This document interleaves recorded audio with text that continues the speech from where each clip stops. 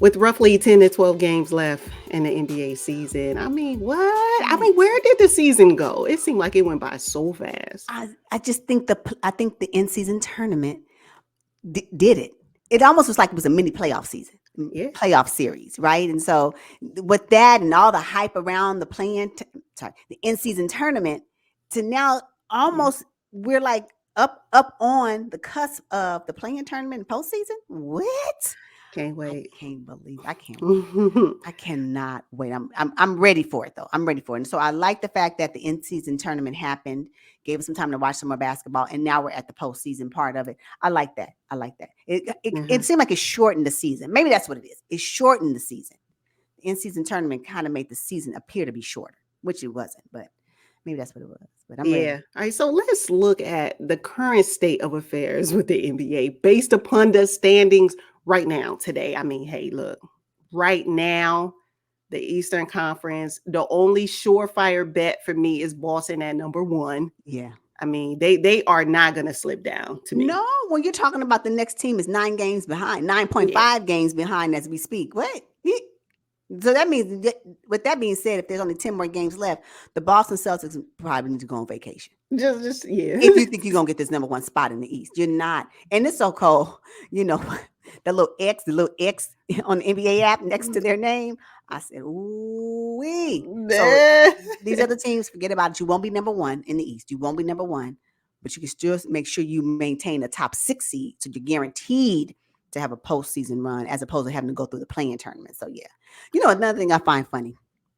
Why every time I pull up the app and I'm looking at the standings, why go to the bottom of the conferences? Who else? Who got the next O?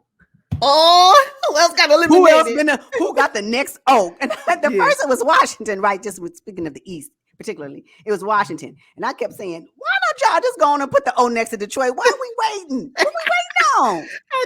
I know. Detroit, Monty Williams was like, well, yeah. But you know what? They've still been playing competitive basketball, though, even though they've been eliminated from contention. And they should, right? Because now their mindset should be, we still need to, if they were players, they still need to make sure they showcase. I want to be, you know, if the Detroit Pistons or the Washington Wizards is not where I need to be, then I want other teams to see that I still got some skills. So they may want to trade for me. You can't, can't sit, as a player, you can't just sit back, although your team may not be participating in the postseason. Don't mean you shouldn't play. Yeah. You still got a contract. You still got a salary to try to work towards. So no, you can't do that. So yeah, too funny. But now I'm like, who next? You know what? Who next? If I have to suspect Hornets, y'all next. You next. For sure. You ain't going next. Mm-hmm. What? Like at this point, I guess. I know 17-51. What? Not even close to a winning record. Not even close. Not even close. We're talking about 36 games behind the number one seed. But at this point, can you at least, when you're 6 games behind the number 10 spot? Am I looking at that right? Yes. No more than 6. My math is probably not mathing. I don't know. Now, however, on the flip side, the Milwaukee Bucks started out kind of rocky, you know. They made that big splash for Dame. And look at them sitting at number 2 in the East and passed up the Cleveland Cavaliers. Milwaukee Bucks. I mean, are they on a tear right now?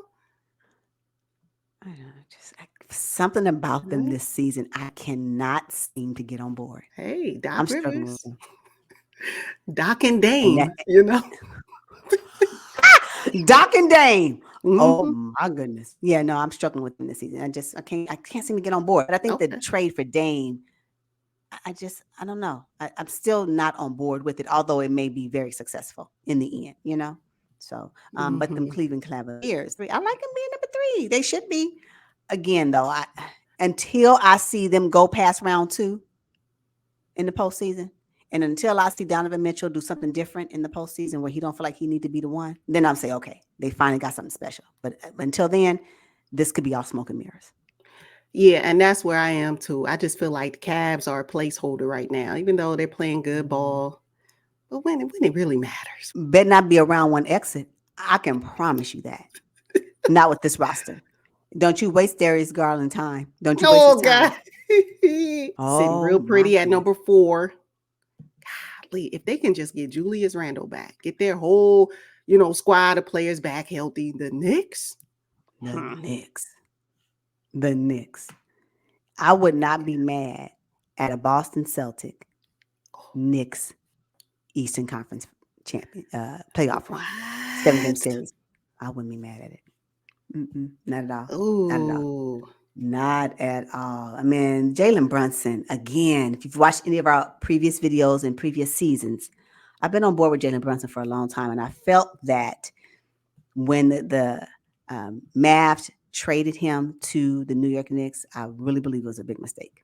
I really liked him. However, I'm so glad he was traded because now he's been able to hold the New York Knicks and he's brought more, he's reviving that particular franchise, him alone.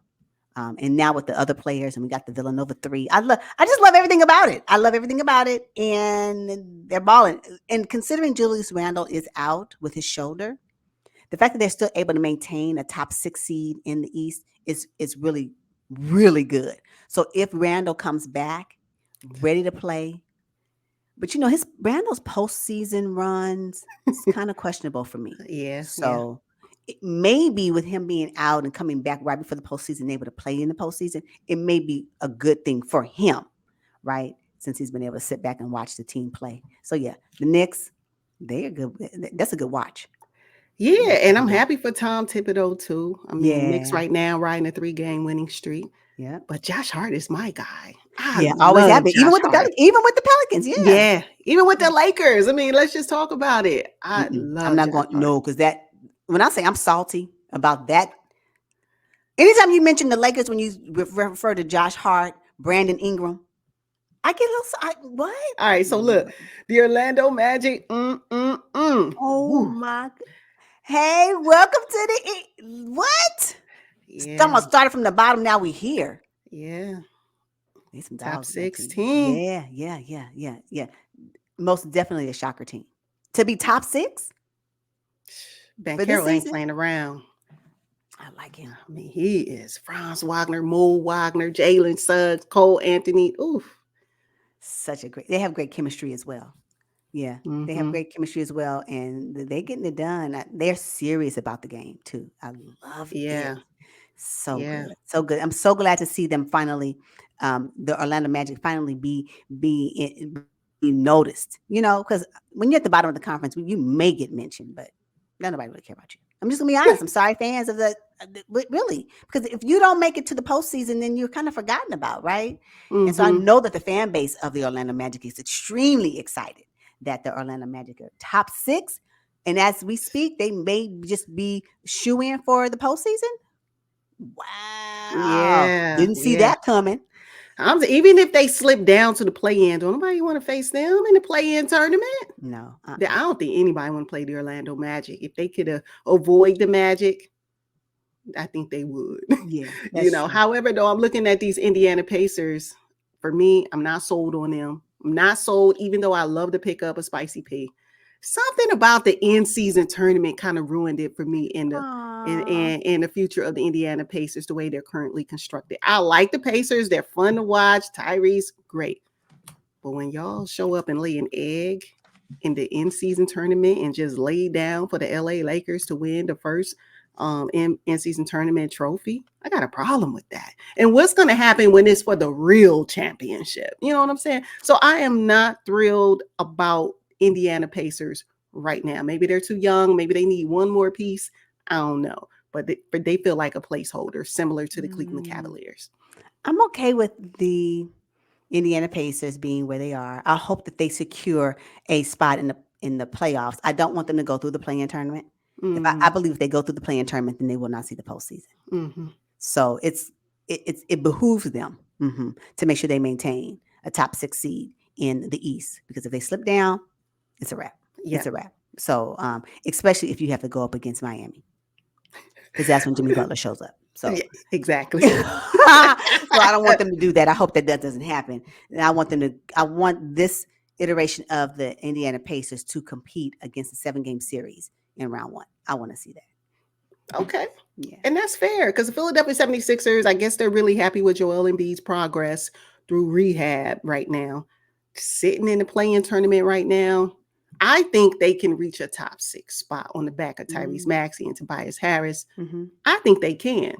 But right now in the play-in tournament, without Joel Embiid, I think that's a pretty good stretch run without having him, right? Because it could have been uglier, much uglier. Oh, of course. And when you're considering, as we look at the standings right now, they're only 0.5 games behind Indiana.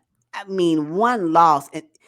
They're going to be fluctuating between 6 and 7 between the Indiana Pacers and the Philadelphia 76ers for the remainder of the season, the regular season. So we really don't know for those two positions really where one of those two teams will stand, to be honest. Yeah, and I'll add a third. Look at the Miami Heat right now, sitting at number 8. Yeah, one game right behind. there. I know. They're right there. And like you mentioned, Jimmy Butler, he clocks in right around the postseason. Yeah, he comes to work then, right? But look at it. If you look at the standings right now, you have Indiana Pacers 15 games behind, 76ers 15.5 games behind, and Miami Heat 16 games behind.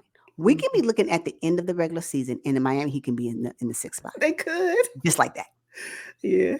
So yeah, that's something else. Wow. So really, do you think that the Orlando Magic pretty much are secure at number 5, considering the differences and if they continue to win? No, it's too close to number 6. And if you close to 6, that means you're really close and you're in the battle with Indiana, the Sixers, and the Miami Heat. Yeah, you are. So it can go either way. I hope Orlando can hold on to the top 6, but I just don't know. I don't know if they have an easier schedule than the other teams, because that will play a role as well. True. Yeah. So it is safe to say that Chicago and Atlanta, we will see you in the first in the battle on the play-in. Y'all gonna be So right what? there. I mean, what? So what? Yeah. Just what? Atlanta? Come on. Yeah, no. If I'm gonna be honest, and this is probably not gonna be favorable for some people, I would prefer to see Brooklyn, if I'm gonna be honest. I don't think they're gonna move up, but I would like to see Brooklyn in the 10th spot. We're talking about basketball that I can get excited for, and whoever they play in the play-in tournament, I would love to see Bridges up in there trying to compete. Yeah. I wouldn't be mad. I wouldn't be mad. At the end of the day, the Hawks and the Bulls. And the good thing is, because they're 9 and 10 right now, so they'll face each other in the play-in tournament, and then they'll have to contest with that the winner of 7-8. Yes. No, excuse me, the loser of 7-8.